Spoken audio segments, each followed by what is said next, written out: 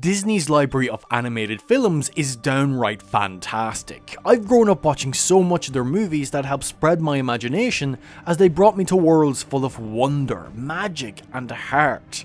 So learning of Kingdom Hearts, that has a good helping of all these films by Disney I've grown up with, along with a dash of Final Fantasy mixed in, sounded like a real treat, and I've finally sat my ass down to start the series. So allow me to discuss this wonderful game that's so profoundly heartfelt and straightforward, that you can't help but be enamored by its tale of connection and belief. Released all the way back in 2002 for the PlayStation 2, it was published and developed by Squaresoft, or as it's known now, Square Enix. However, it was published by Sony Computer Entertainment in Europe, which is a random fact for the day. Kingdom Hearts is an action role-playing game and platformer that was a collaboration between Disney and Square.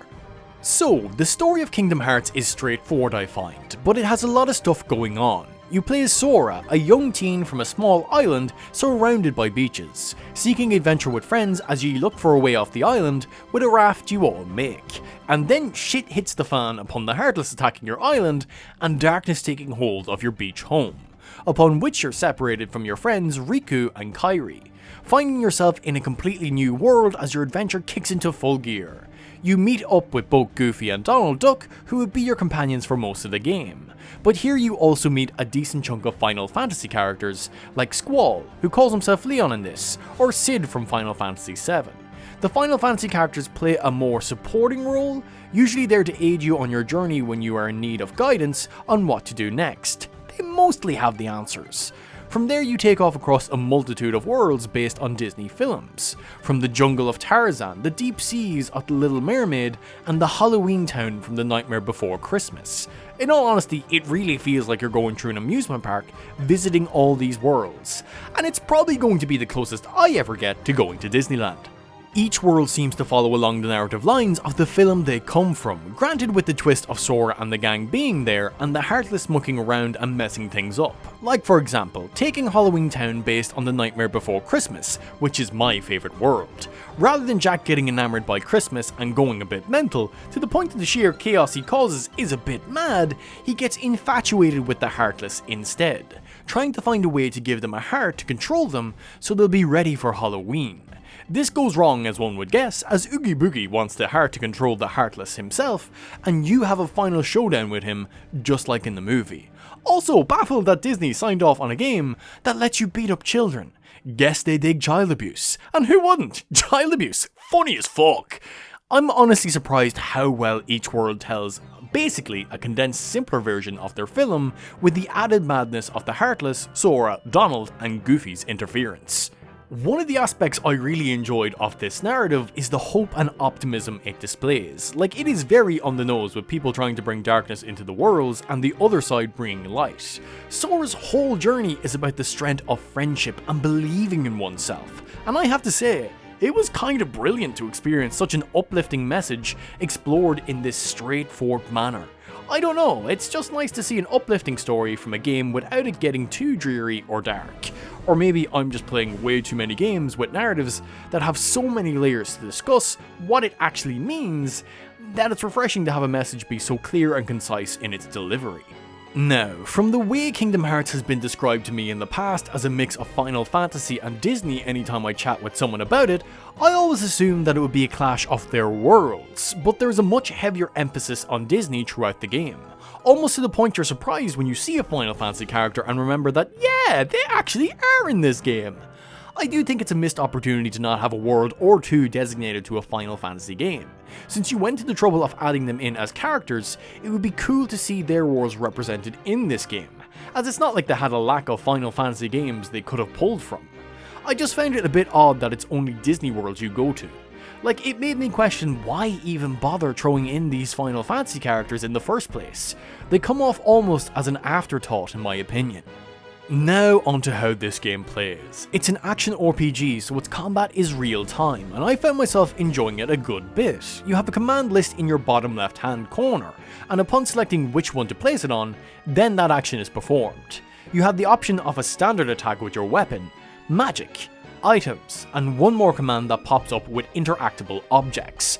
It took a wee while to get a good grasp of this, as if you go into magic or items, it brings you into another list of what to select, which I'd kinda forget to close when I came to the decision to not use magic or an item, and think I switched back to attacking option, only to fire off magic or use up an item. But that's just me being a dumb fuck. Thankfully, they have a quicker way to use magic with holding down one of the triggers to use pre-selected magic that you have set to your face buttons. You do have summons in this that are characters from Disney films. While cool to summon these characters, I found most of them absolutely useless, with Tinkerbell being the only one I found exceptionally useful, with the fact she has no time limit when you pull her out, and just constantly heals you over the battle. She's class. There is a lock-on system, one that connects to your closest enemy when you enter combat, that I found give a lot more control than the proper lock-on button. The actual lock-on button kinda limits how well you can move around with how the camera sticks to what enemies you lock onto, which at the beginning is fine, but when you get enemies that move around a lot along with larger groups of foes, it can be a little annoying.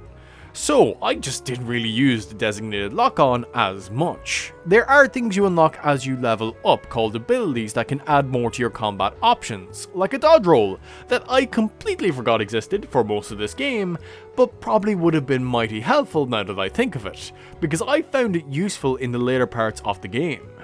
But you can get abilities that give new moves or even add on to extend your combos on ground or air. There is a good bit of platforming presented in this game, and I'm not going to lie, it's rough if you're trying to be precise. There's just this stiffness to it as you play. I will admit, much later in the game when you get the bigger jump and glide option, it's mighty helpful.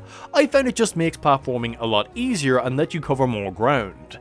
Though I feel you could make an argument that the later part of the game when you get these abilities, that each level is built around them, so they're created more freely with these big long jumps and glides, compared to the beginning of this game where you're limited to a small jump and levels being built around said small jump.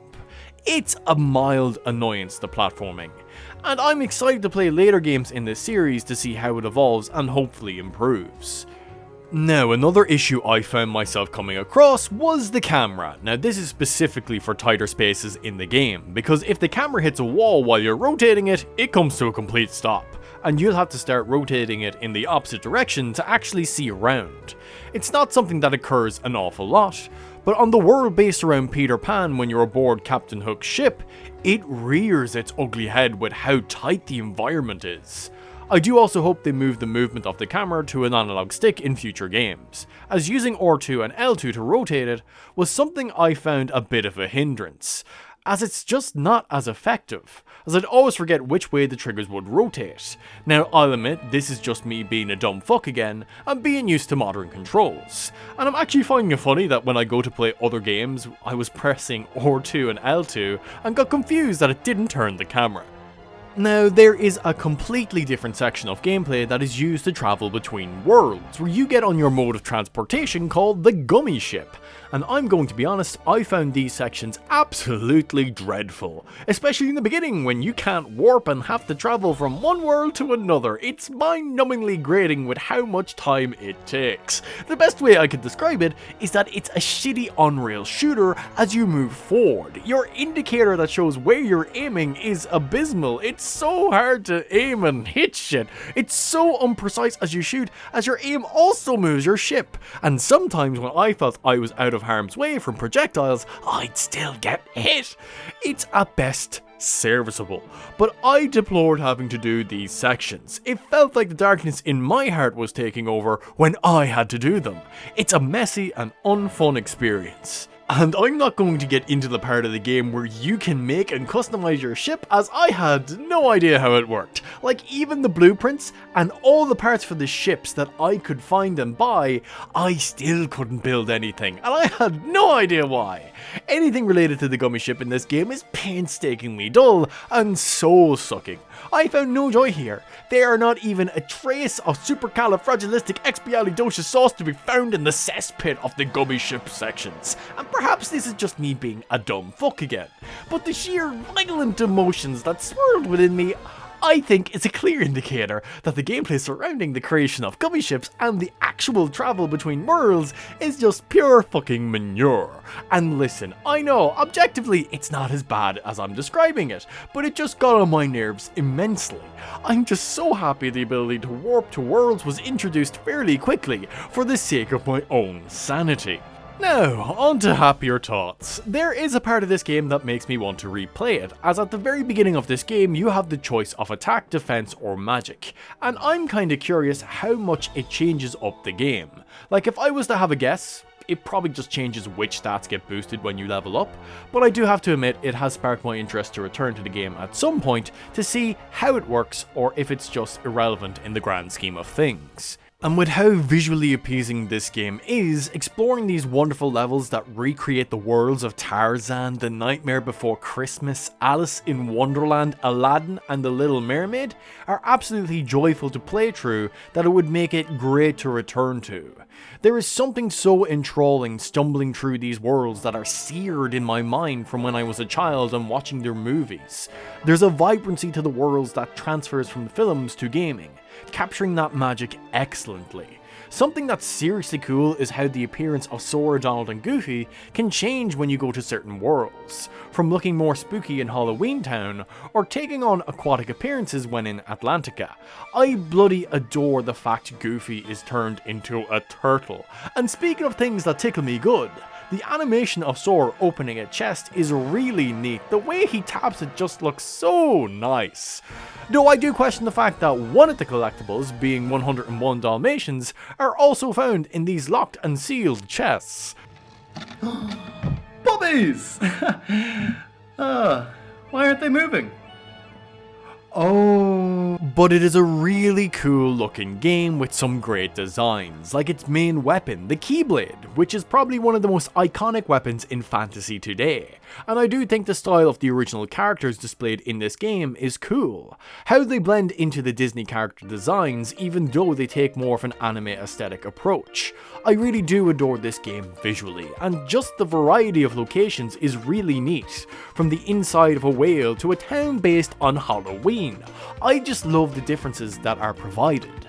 I found the music to be really bloody good. I did find myself enjoying the more relaxing songs, like the tune from the Traverse Town, or how I was just happy to hear the music for the Nightmare Before Christmas theme being implemented into its track, like a remix almost.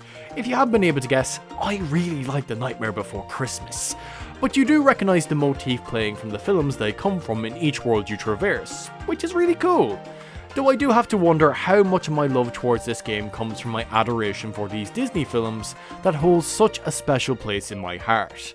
But it's great music nonetheless, just great in general, even with the nostalgia and all.